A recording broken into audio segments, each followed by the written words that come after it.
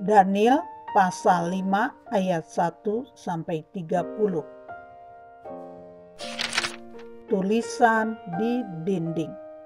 Raja Belshazzar mengadakan perjamuan yang besar untuk para pembesarnya, 1.000 orang jumlahnya. Dan di hadapan 1.000 orang itu ia minum anggur. Dalam kemabukan anggur, Belshazzar menitahkan orang membawa perkakas dari emas dan perak yang telah diambil oleh Nebukadnezar ayahnya dari dalam bait suci di Yerusalem, supaya raja dan para pembesarnya, para istri dan para gundik mereka minum dari perkakas itu. Kemudian dibawalah perkakas dari emas dan perak itu yang diambil dari dalam bait suci rumah Allah di Yerusalem. Lalu raja dan para pembesarnya, para istri dan para gundik, mereka minum dari perkakas itu. Mereka minum anggur dan memuji-muji dewa-dewa dari emas dan perak, tembaga, besi, kayu, dan batu. Pada waktu itu juga tampaklah jari-jari tangan manusia menulis pada kapur dinding istana raja di depan kaki Dian, dan raja melihat punggung tangan yang sedang menulis itu. Lalu raja menjadi pucat dan pikiran-pikirannya menggelisahkan dia. Sendi-sendi pangkal pahanya menjadi lemas dan lututnya berantakan. Kemudian berserulah raja dengan keras supaya para ahli jampi, para kasdim, dan para ahli nujum dibawa menghadap. Berkatalah raja kepada para orang bijaksana di Babel itu, "Setiap orang yang dapat membaca tulisan ini dan dapat memberitahukan maknanya kepadaku, kepadanya akan dikenakan pakaian dari kain ungu, dan lehernya akan dikalungkan rantai emas, dan di dalam kerajaanku ia akan mempunyai kekuasaan sebagai orang ketiga." Tetapi semua orang bijaksana dari raja yang telah datang menghadap tidak sanggup membaca tulisan itu dan tidak sanggup memberitahukan maknanya kepada raja. Sesudah itu sangatlah cemas hati Raja Belshazzar, dan ia menjadi pucat. Juga para pembesarnya terperanjat. Karena perkataan raja dan para pembesarnya itu, masuklah permaisuri ke dalam ruang perjamuan. Berkatalah ia, "Ya raja, kekalah hidup tuanku. Janganlah pikiran-pikiran tuanku menggelisahkan tuanku, dan janganlah menjadi pucat. Sebab dalam kerajaan tuanku ada seorang yang penuh dengan roh para dewa yang kudus. Dalam zaman ayah tuanku ada terdapat pada orang itu kecerahan, akal budi, dan hikmat yang seperti hikmat para dewa. Ia telah diangkat oleh Raja Nebukadnezar, ayah tuanku, menjadi kepala orang-orang berilmu, para ahli jampi, para kasdim, dan para ahli nujum.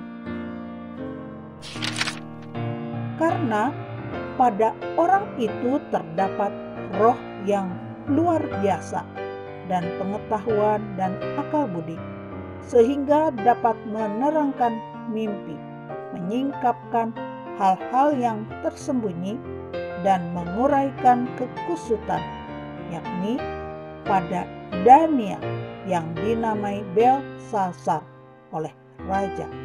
Baiklah, sekarang Daniel dipanggil dan ia akan memberitahukan maknanya." Lalu dibawalah Daniel menghadap raja. Bertanyalah raja kepada Daniel, engkaukah Daniel itu, salah seorang buangan yang telah diangkut oleh raja ayahku dari tanah Yehuda? Telah kudengar tentang engkau, bahwa engkau penuh dengan roh para dewa, dan bahwa padamu terdapat kecerahan, akal budi, dan hikmat yang luar biasa. Kepadaku telah dibawa orang-orang bijaksana, para ahli jampi, supaya mereka membaca tulisan ini dan memberitahukan maknanya kepadaku. Tetapi mereka tidak sanggup mengatakan makna perkataan itu. Tetapi telah kudengar tentang engkau, bahwa engkau dapat memberikan makna dan dapat menguraikan kekusutan. Oleh sebab itu, jika engkau dapat membaca tulisan itu dan dapat memberitahukan maknanya kepadaku, maka kepadamu akan dikenakan pakaian dari kain ungu, dan pada lehermu akan dikalungkan rantai emas, dan dalam kerajaan ini engkau akan mempunyai kekuasaan sebagai orang ketiga. Kemudian Daniel menjawab raja, tahanlah hadiah tuanku, berikanlah pemberian tuanku kepada orang lain. Namun demikian, aku akan membaca tulisan itu bagi raja dan memberitahukan maknanya kepada tuanku. Ya tuanku raja, Allah yang maha tinggi telah memberikan kekuasaan sebagai raja, kebesaran, kemuliaan, dan keluhuran kepada Nebukadnezar, ayah tuanku. Dan oleh karena kebesaran yang telah diberikannya kepadanya itu, maka takut dan gentarlah terhadap dia orang-orang dari segala bangsa, suku bangsa, dan bahasa. Dibunuhnya siapa yang dikehendakinya, dan dibiarkannya hidup siapa yang dikehendakinya. Ditinggikannya siapa yang dikehendakinya, dan direndahkannya siapa yang dikehendakinya. Tetapi ketika ia menjadi tinggi hati dan keras kepala, sehingga berlaku terlalu angkuh, maka ia dijatuhkan dari tahta kerajaannya, dan kemuliaannya diambil daripadanya. Ia dihalau dari antara manusia, dan hatinya menjadi sama seperti hati binatang, dan tempat tinggalnya ada di antara keledai hutan. Kepadanya diberikan makanan rumput seperti kepada lembu, dan tubuhnya basah oleh embun dari langit, sampai ia mengakui bahwa Allah yang maha tinggi berkuasa atas kerajaan manusia, dan mengangkat siapa yang dikehendakinya untuk kedudukan itu. Tetapi tuanku Belsyazar, anaknya, tidak merendahkan diri, walaupun tuanku mengetahui semuanya ini. Tuanku meninggikan diri terhadap yang berkuasa di sorga. Perkakas dari baitnya dibawa orang kepada tuanku. Lalu tuanku serta para pembesar tuanku, para istri dan para gudik tuanku telah minum anggur dari perkakas itu.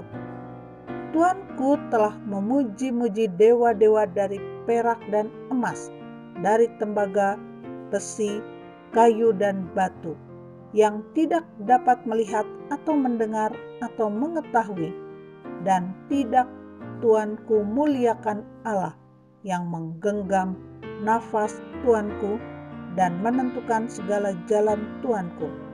Sebab itu ia menyuruh punggung tangan itu, dan dituliskanlah tulisan ini. Maka inilah tulisan yang tertulis itu: Mene, Mene, Tekel, Ufarsin. Dan Inilah makna perkataan itu. Mene, masa pemerintahan Tuanku dihitung oleh Allah dan telah diakhiri. Tekel, Tuanku ditimbang dengan neraca dan didapati terlalu ringan. Peres, kerajaan Tuanku dipecah dan diberikan kepada orang Media dan Persia. Lalu atas titah Belsasar dikenakanlah kepada Daniel pakaian dari kain ungu, dan pada lehernya dikalungkan rantai emas, dan dimaklumkanlah tentang dia bahwa di dalam kerajaan ia akan mempunyai kekuasaan sebagai orang ketiga. Pada malam itu juga terbunuhlah Belsasar, raja orang Kasdim itu.